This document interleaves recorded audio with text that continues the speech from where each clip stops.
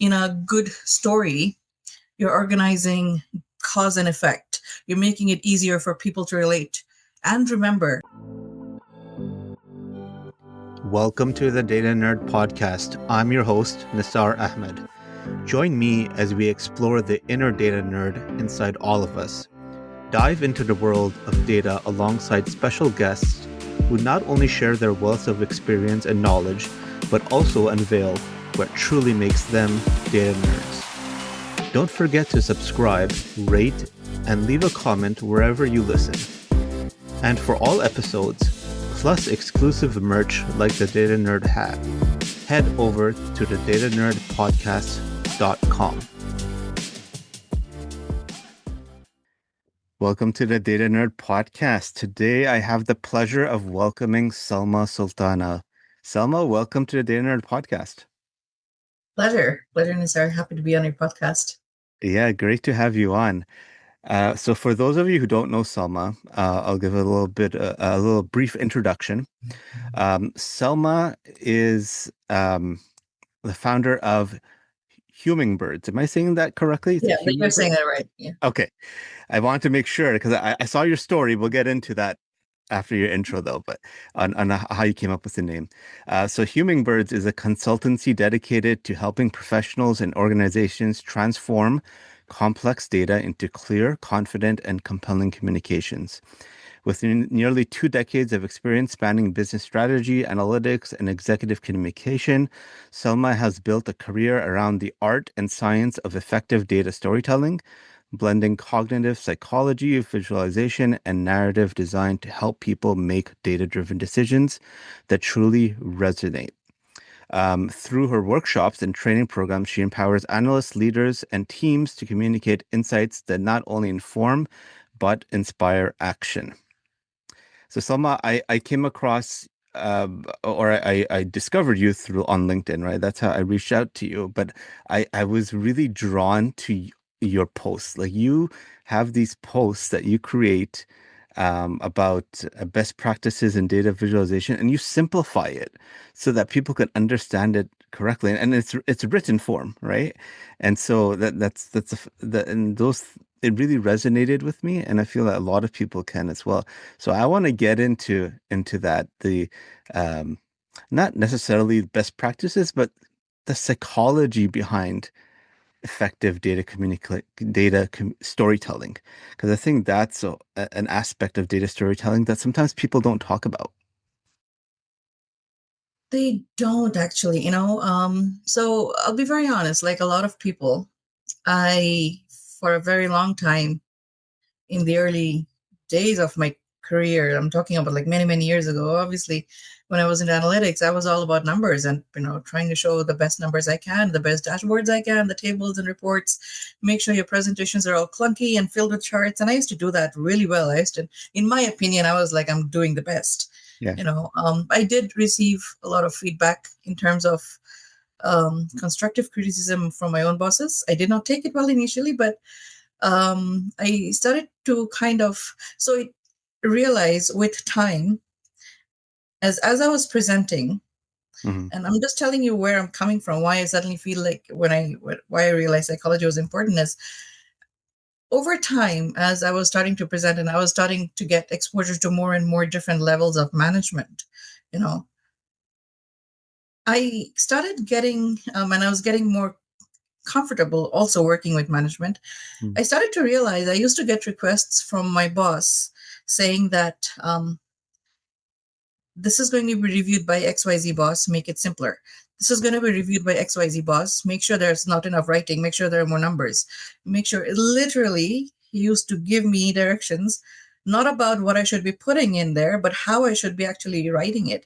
And I started to kind of, I don't know, more than getting, I wouldn't say like, I was in awe of this, I'm like, wow, like this isn't just about numbers. This is about me trying to make sure that I'm playing along what they can get with. And I started getting into that. And I already had some interest in it. And I started to realize um,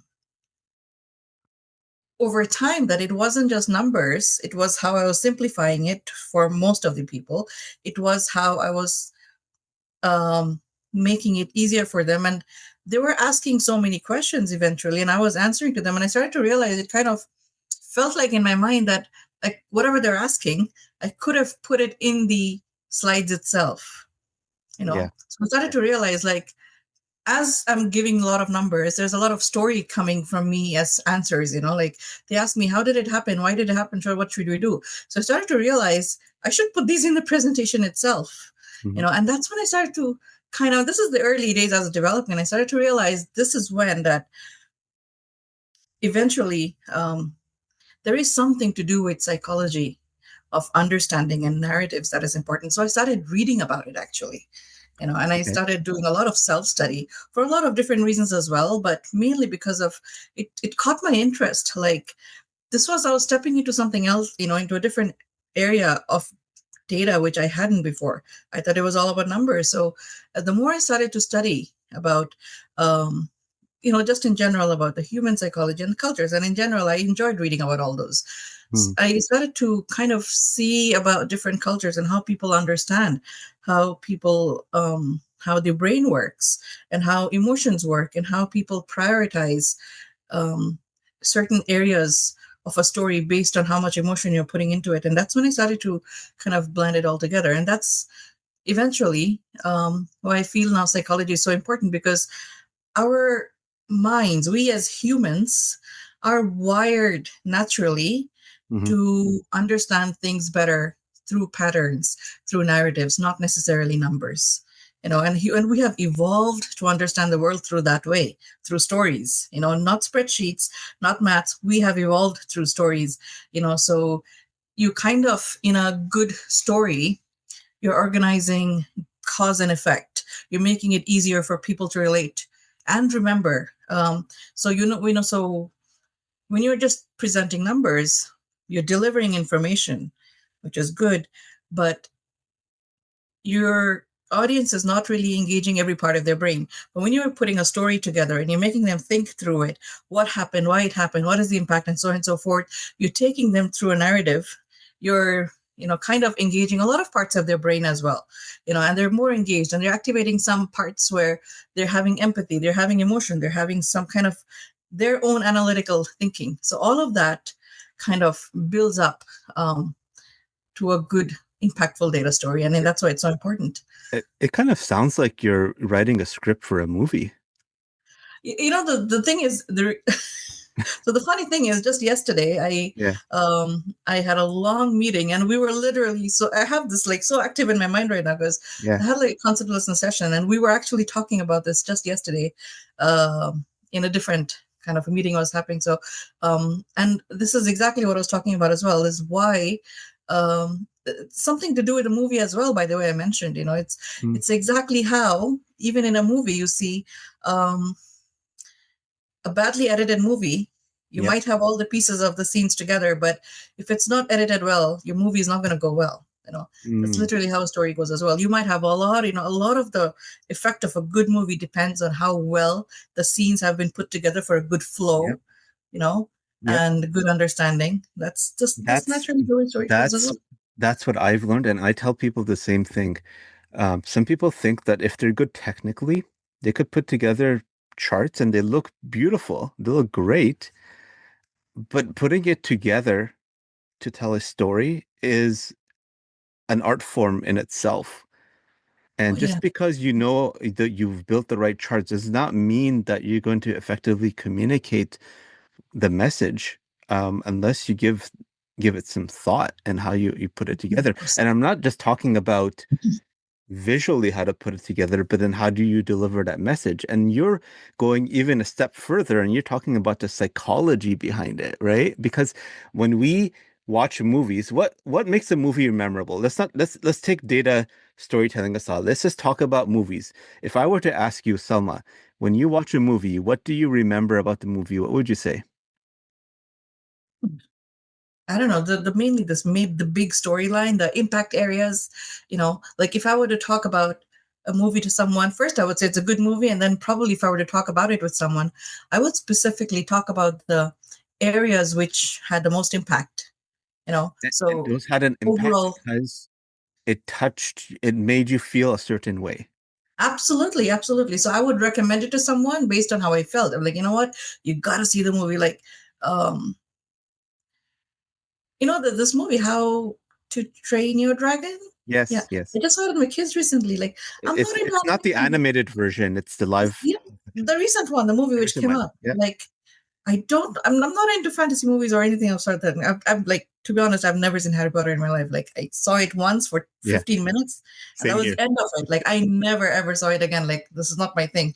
Yeah. But that movie, man, I saw it, and there was, and believe it, somewhere inside of me, I was like, this is just a dragon and a boy teaching on a dragon and how to, kind of live together happily and be friends and everything. But Hmm. there's so much emotion in there, like it glued me to it with my kids, and I was like, wow.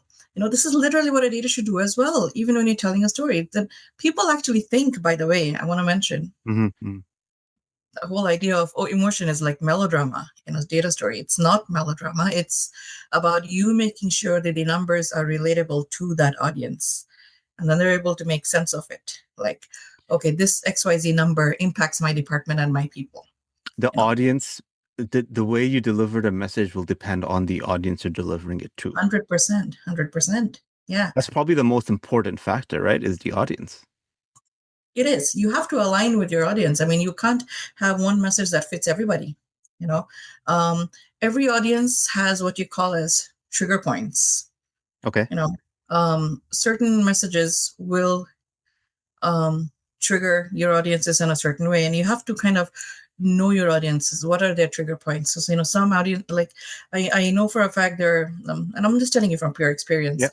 um, the trigger points for when I was working in a bank and the CEOs, for them, a very big trigger point was not revenues. It was not. It was the NPS, the Net Promoter Yeah. Score. Customer satisfaction, net promoter score. Yeah. Yeah. They, like, anytime you have, because it was one of the biggest banks, it had to make sure it was maintaining its position. It was actually the biggest bank there. So, and it was, so anytime there was like a social media complaint or a customer complaint, somebody was under fire. So anytime I knew, if I could, in a way, um, relate anything to do with improvement of a customer satisfaction in the long run, I Yeah. could, because I knew it would somehow trigger them to think about it. So if I want to hire more people, I want to give a proposal, I want to say how in the long run these people not only will bring revenues, but they will, kind of in the long run reduce the burnout for other people, because you're, kind of spreading out the work, and people will be able to give more quality time to customers. you know and then in the long run, this will also help your customer quality scores. So, somehow you have to not only hit people's trigger points, but you have to align with them what matters most. I cannot talk about finance with a marketing guy, or I cannot talk about operational downfalls with a finance guy. You have to align with your You have to know the KPI for that audience, right? What's 100%. Yeah, important yeah, for yeah. them. Yeah. I mean, if you're in the business, you got to know the business, and you have to know that within the business, other departments as well. It helps. So a lot of great points here. And I think when it comes to data storytelling, some people, okay, let's suppose you're hearing this podcast and you're like, okay, fine, I agree with you.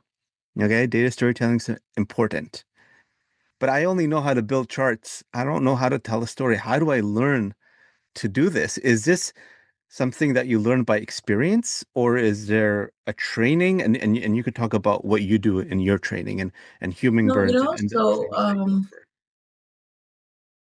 that's a very good question. You actually cannot learn to tell. Like, I cannot specifically tell anyone that this is how you need to write your story, Okay. right? But I can probably give you a framework, just a very high level framework. But that is just for me to, just for you to basically get an idea of how the story should flow, right? But every story will have its own way of flowing. What I generally tell people, and in fact, I remember writing about this last week. I know I wrote it about related to emotions, but Mm. you we can pick up some kind of storytelling element in there as well. What I normally tell people is, if first of all, pretend as if you're telling someone the story itself. Forget presentations, you Hmm. know.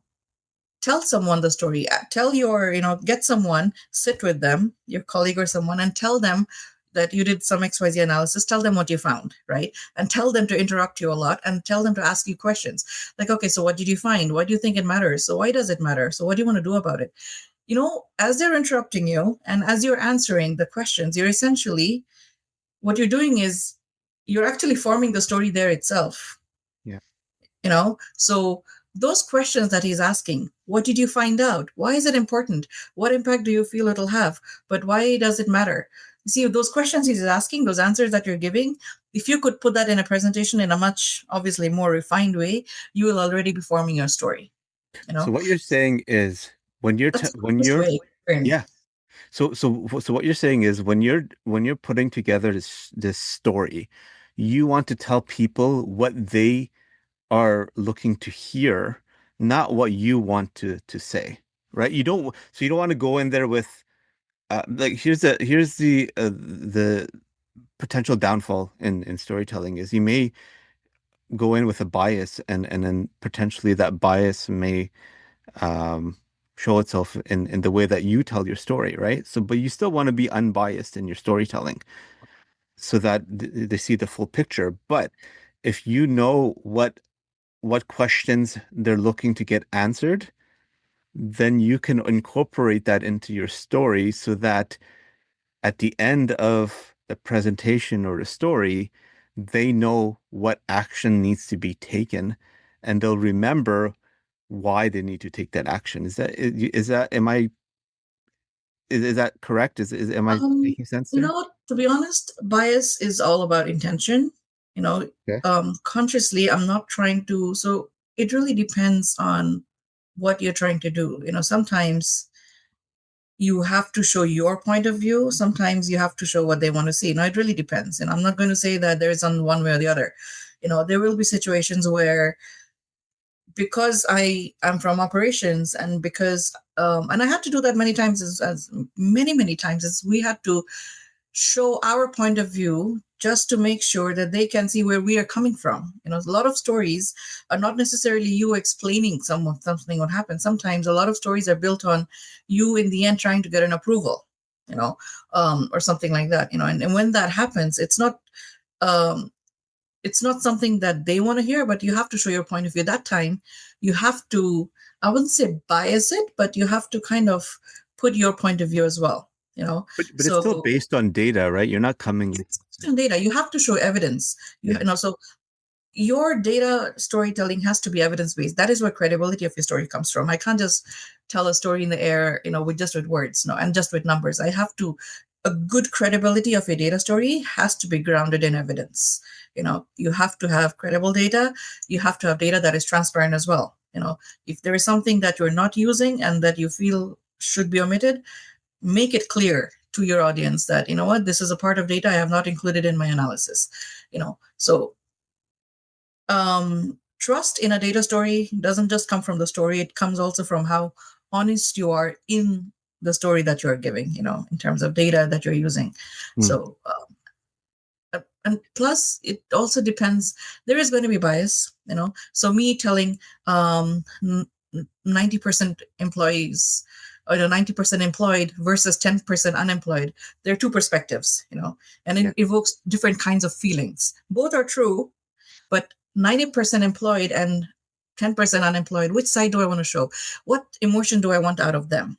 I might have to show that way first. And that emotion, you're not the one choosing it. Believe it or not, in reality, your manager is going to tell you what emotion they want out of the story that you're going to build.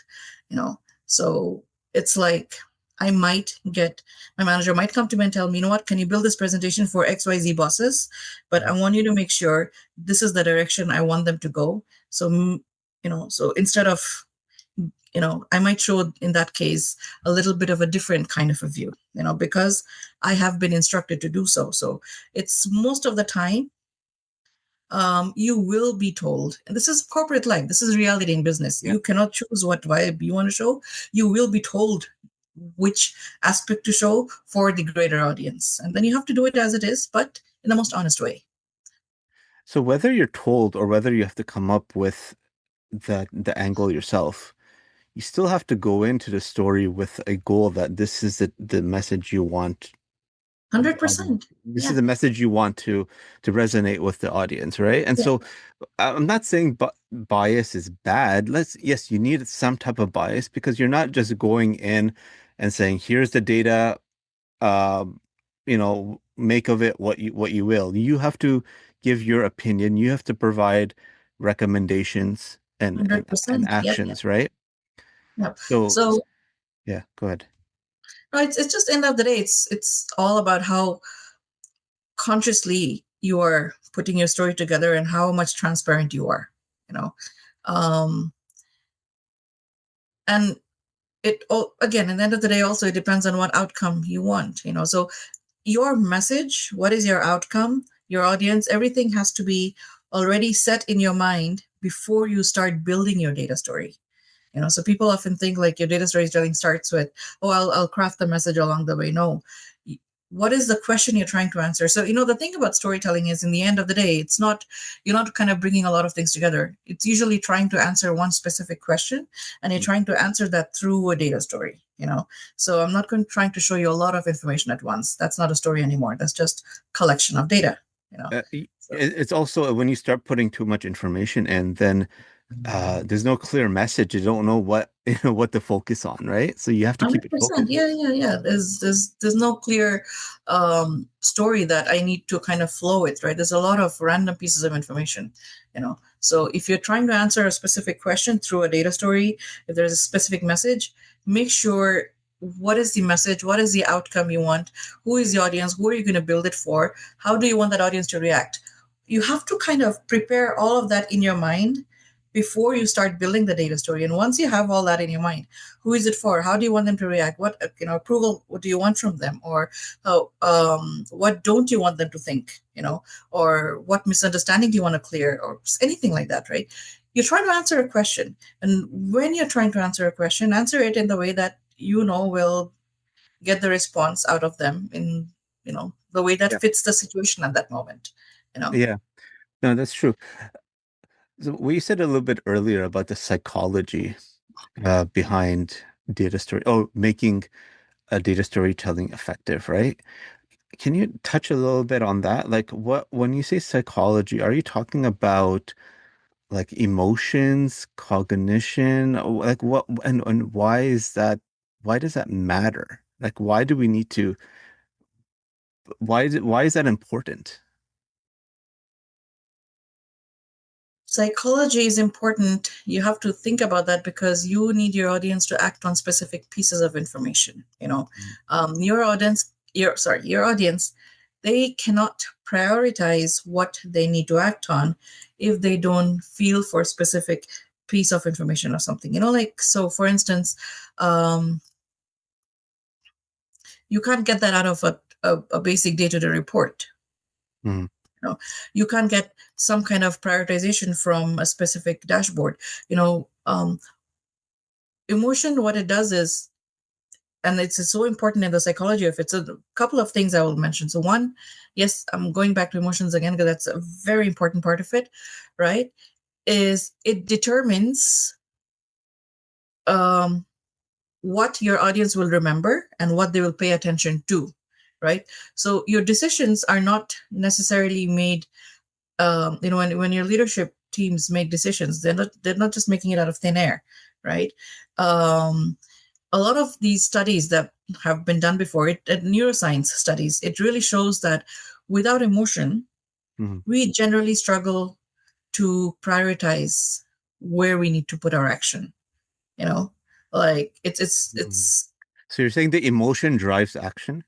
absolutely, emotion drives, it pushes you to, it pushes you to act a bit faster, right? It pushes you to prioritize, okay, I really need to act on this first. It's literally like you planning on buying a plane ticket, you know but then suddenly that, oh, your mom's visiting as well. That rush of emotion, like happiness, okay, I really got to book it right now before it Yeah. gets late, before I forget. Yeah. Something just pushed you right now. That emotion happened, not out of thin air. You were already planning to go, right? So But emotion triggers you to act fast, and that's what you need, right? You need people to act fast. it prioritizes what you need. So so I can give you a bunch of data, right? But Mm. then what emotion does is specific areas will, you'll feel like it you will feel like, this is more important to me. It's like those trigger points, as I said. So if I give you a bunch of data, there will be something, well, you'll be like, okay, this seems like this is more important than anything else. It looks like if I don't take an action on this, there might be an effect. And that's because I brought in front of you, through psychology of, storytelling, what is the impact if you don't take an action. you know you have to make them think, right? I can't just say that, we are going down in sales by 10 million. Okay, fine. I hear this every single day. I get a report. But my emotion is going to come when I say, yeah, we're going down in sales by 10 million. Maybe if we don't do this, maybe maybe 2 months down the line, we might lose, maybe 10% of our employees. Maybe we might, I'm going to show a lot of triggers, which Yeah. is going to make me feel the urgency of it. Yeah. So you have to make them feel the urgency of something, right? That is going to trigger me to act, take a decision. Something I can see day in and day out on a morning report won't make me really feel like doing anything because I'm seeing it every day. But to say that that specific 10 million down will affect our sales, it will affect maybe our employees in the long run, it'll affect the quality of the, maybe we have to do some manufacturing cost cuts. It will have, it will have a lot of effects in, defect or effects in the future. So then I feel like, okay, you know what, there is some urgency here, I need to act. Yeah. It's not about acting fast, but it's me feeling the urgency, right? Feeling the impact. So that is what emotional does. So that is one, right? That is one important reason why psychology is important. Second is, the other reason is why psychology is important is because different people will react to numbers in a different way. And I'm not talking about um, the psychology of numbers in general, but depending on cultures. And this is, again, very important. Okay. There are some people who will react better Hmm. when you tell them something in the form of a story. And there are some people who will react just as much if you just gave them numbers. You How know, do you know? How do you know? How do you know who will react which way? So this is why you have to know your audience. And this comes with experience. This is why you build relationships with people. This is why you identify who your people are. Knowing your audience will come with time. It's not something that happens overnight. It is not going to, so you will probably not make the best data story overnight, Yeah. but you have to identify. This happens with time. The only reason I know towards the end of, the later years of my career, I was able to actually build a lot of, in fact, I became the presentation girl for some reason. It's because I was doing a lot of them in the end. But that's because I was getting to do a lot of them. And I realized at those times is the first thing I used to do is not ask, what do we, my questions were never about the story itself, because I would somehow get that from my boss. Like I would say, okay, fine, what do you want? What needs to be put? What is the context? All of that is fine. That is Mm. secondary. For me, it was, who's going to read it? Who's the boss? What's happening with them nowadays? And believe me, I used to find out. So if, let's say, um, sometimes psychology plays because how you frame a story will affect how they just the will affect how they see it. So if it was appraisal season, for example, I would probably put all the good stuff first and then put all the bad performances towards the end. Yeah. Because you want to make sure that they're in a good state of mind when they reach the bad parts. It's literally what kids do when they show you grades. They will show you all their good grades first, Yeah. so that when you reach the final grade, which shows, oh, you got a C and a D, you'll be like, you know what, it's okay, I forgive you, you did so well. But just imagine if they show the bad ones first. The good ones, I'll be like, yeah, okay, fine, but then what about the C and the D that you already got? Like, I probably won't feel like appreciating even the good ones later, because I'm already in a Yeah. bad state of mind. So You, psychology plays yeah. everywhere. So you're still presenting the same data, but just presenting it in different ways makes it Yeah, different. presenting in different ways. So you have to, so that is why this whole understanding of data story is so important. And that's not story, but this whole story comes with, who are you presenting to, and who, not in terms of the person on the hierarchy. No, not that. It's just also about how do they think. And very, very, very, very briefly, I'll tell you this story, because I was working in Dubai for the longest time in my life, because I was there. Um, I had to, over many years, we had a lot of these acquisitions. So initially, I started working for a Dutch bank that was acquired by a Scottish bank, and every time the management changed. So I worked with the Dutch management, then I worked with the Scottish management, and in there, my own manager, obviously, we have a lot of Indians, so we worked with Indians, and then we were acquired by a Middle Eastern company, which was, so the boss was he was from the Middle East, right? And then I also, so every time there was this change of cultures, I realized the kind of questions they ask and the kind of priorities that they have, and the kinds of, or the way I have to present information in the presentation changed based on what the person, what that background of the person. Like, if I had to show it to a boss who was Asian, they would be like, why are you showing me so many charts? Just give me the numbers. Hmm. But then I would have to give the same thing to a boss who was from the Middle East, who was, probably not so proficient in English. He would be like, why are you giving me so many numbers? Can you write in bullet points? you know and I Yeah. used to reframe those in bullet points.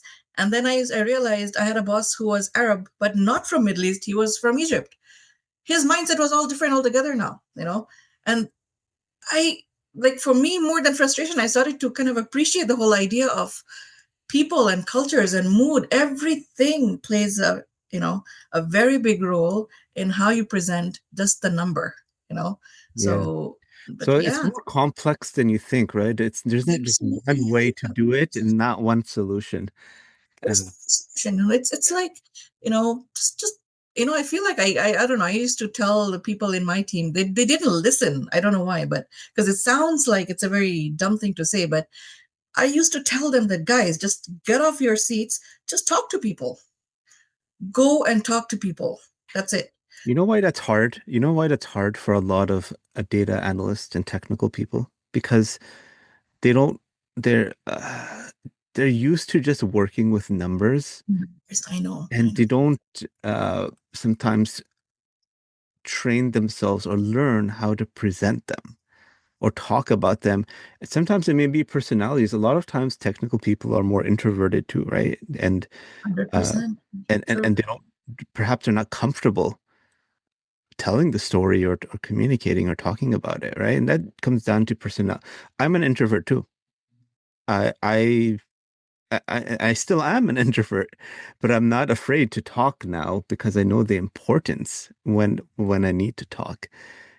So I think it's just something that you just kind of have to learn how to do and get more comfortable doing with practice. Yeah, there are ways of working around it. Like, my team member, he to date, he's probably the most introverted guy I've ever seen. Like, I could punch him and I could not get words out of him. Like, Yeah, he was quiet, and because of him, I used to start appearing like I was the one talking a lot, because I used to even have to talk his share of talking, you yeah, know. So it was annoying to a very large extent, but I gave him ways to work around it. Now, when I say talk to people, I'm not saying go and talk in a group setting. Introverts, they thrive on one-on-one conversations as well. smaller groups. Yeah, So go and talk to one-on-one. Find out. I used to find out a lot about other management and other departments by just talking to my manager, because yeah, he used to say, what's going on with this guy, what's going on in this department, what's going on. So, and you get you just basically need, there are ways to find out information. So you yeah, just have to talk to the right people who you're comfortable with, get to know the business, the context, the people, their mood, their psychology. And once you have all that in mind, the story can come together very nicely. So Oh, let me shift gears a little bit here. Okay. And this could tie into storytelling or it can tie into just general best practices when it comes to visualizing data because you put out a lot of content on on good and bad. What's the, how do you like a before or after, or how do you visualize things or present data, right? Um, and those are all great frameworks and advice. Now, in the age of AI, artificial intelligence, do you think that that will help us, um, not just from a visual standpoint, but can it help us in crafting effective communications? Like, can you ask it to create that framework for you for data storytelling as well? to some extent, it can. It can definitely.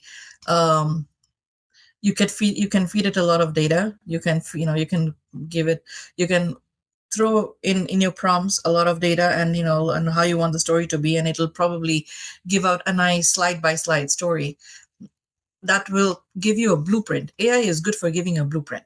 Yeah. It will give you a blueprint of how the story should look like, how it can, and in many ways it will even give you a lot of good ideas which probably you didn't think of, right? But end of the day, there is still a human element missing, things which only you will know, not only in terms of context. Maybe you can even give the context to AI, in terms of, you can write it, this is the context, this is what I want, can you build a story for me with these data and visuals? It'll do it for you. Mm. But the small elements which we talk about, resonance, alignment with the person, that AI can never do, Yeah. which is why you still need, even newspapers need proofreaders, you know some, or or somebody will have to go through the article, not only just for, forget the spellings, but whether it fits right for the situation. That's not something, the judgment part of it is not Yeah. something AI can do. And that's why I feel that data storytelling is a very human effort that AI will not replace. Yes, Yeah, you it'll can't help repl- you. It'll help you come up with ideas and things you may not have thought absolutely. of, but you still have to deliver it yourself. Yes, yes. So it's like there's always going to be this ethical and creative tension between the Yes. human and the AI part of it. And so, um, AI can tailor stories. You can even give it instructions. Can you tailor it for that is fit for the CEO, or can you tailor this message for the marketing guy? Hmm. AI will do it for you as well. I mean, you can probably give it as much as prompts as you can to get it as close to humanizing it, but there is this nuance that is there in a story which only a human can feel, like somehow, I don't know, it's like those creative, there are small touches in a story which you Yeah. feel like Yeah. those trigger points, those emotional sprinkles that you need to put in some areas where you feel like this might create some urgency. Those bits, you need humans over there. Sometimes it's just even in the tone or the way you're presenting or the pauses you take in presentation, right? Absolutely. Well, one thing I've learned is pausing in presentation is not a bad thing. It allows people to retain or maybe take in the information. Um, Talking constantly sometimes will go over people's head, right? So you have to know the art in communicating and when it's okay to emphasize things or pause and let people react to your message. So Absolutely. yeah. So no, this is great, Selma. Before I end, I have a few rapid fire questions if you're open to it. Sure. All right. So I know you're based out in Canada in Toronto, right? I'm born and raised in Canada, but I live in New York now. I'm a transplant, but I do know in Canada Tim Hortons is very popular, right? So let me ask you, are you a Tim Hortons or a Dunkin' Donuts person? Which one would you prefer? Oh man, that's a really hard question. uh I'm gonna say Tim Hortons, only because I keep going to it because there's one near my house, and I don't go there because I like Tim Hortons, because they sell lots of donuts, and I got two kids. So Yeah, but yeah. if you had a choice, let's suppose they were both there, which one would you choose? uh Tim Hortons, to be honest. I'm done with Dunkin' Donuts. I mean, I was in Dubai my entire life. All I saw was Dunkin' Donuts and Krispy Kreme all my life. So I'm kind of out of that now. We have a lot of Dunkin' Donuts here, but I'm starting to see more Tim Hortons, and when I see them, I make sure I go out of my way to go there because I do prefer my Tim Hortons coffee. So I agree with you there. Okay, if you could give every analyst one superpower, what would it be? If I had to give one analyst one If you superpower, give every analyst one superpower. I would tell them, I think I would probably tell them to patience is a superpower. Hmm. Analysts don't have that. I'm talking from experience myself. I used to handle a team of 5 analysts. Mhm. And by patience, I don't mean um, patience in analyzing. Sit back, analyze where these people are coming. Don't just rush into it. You know what I'm saying? Like, Yeah. sit back, think about what's going on, think about where the questions are, and sit back and take in. Sometimes people will there's a lot of negativity when you're an analyst because people will question you.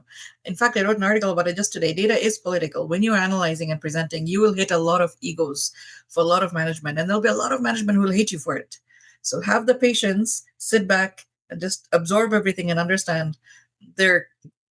Getting You that know, feedback is not a bad thing. it's That's, not a I bad think thing. that's And part so, of the job, and taking that and learning from it is what will make you yeah. better. So for everything, just have patience, man. It will Yeah, fall in place. You know. that's a good one. And last one. You talk about colors and use of colors in dashboards, right? What's one color you think is overused in dashboards? Ooh, I don't know. I don't. That's a very interesting question. Or maybe what's one color that you would advise not using as often? I don't have any advice like that. You know why? Because sometimes you have to work with the colors. You have no choice with brand colors. You know, like my brand What's color was red. So well, okay, so yes, red. Red usually s- uh, signifies a negative connotation, does it not? Negative red. yeah, it does. That's why it's. But again, I know I can't tell it people that go and use red because, hey, you know what? I come from a background where I was forced to use red. You know, because red was the brand color. I couldn't use like blue and yellow and purple. I couldn't even if I wanted to. So I had to. Whatever color you're given, if you have a certain color palette that you're forced to use, whatever it is, I tell people. I mean, if you don't have to go colorful, don't go colorful. You just stick to one or two. But if you stretch your palette, like I was forced, really, even if I didn't want to maintain red, but I can't use red in a dashboard or a big report. So I used to have to go different shades of red, transparent red, make patterns or lines or, but whatever you do, infuse gray. This is one thing I tell people, Yes, whatever color I you do, agree. I you like the know, grayscale. I yeah. like the grayscale as a Gray default. is a universal neutral palette. Nobody will ever tell you why are you using gray. So use whatever bright colors you have, whatever color you're using because you're having to, just tone it down with gray. Use lots of different shades of gray to kind of bring some calmness to it, Yeah, tone it down a bit. So yeah. So, yeah, I couldn't agree more. No, thank you, Selma. Before we end, do you want to let people know how they can connect with you? What's the best way to get in touch? well, at the moment, I am fully available on LinkedIn. As you can see, I'm a content creator there. Um, I have recently and because my company is fairly new, so I'm still building up a lot of articles. So you can always get in touch with me through my website. I have a contact form there. For the And what is the time, website? www.hummingbirds.com. And there's a story to it. Everybody can go and read it right at the bottom of there. Yeah, Yeah. I saw that. No, great Uh, story. I'll so put a link to your website on in the show notes here, also to your LinkedIn profile, so people can get in touch. sounds great. Thank you. It was wonderful talking to you, Nisar. Same here, Selma. Thank you so much. If you enjoyed this episode, subscribe and leave a rating or review. It really helps more data nerds discover the show. You can find all episodes, plus exclusive merch like the Data Nerd hat, and more at thedatanerdpodcast.com. Until next time, stay curious, keep learning, and embrace your inner data nerd.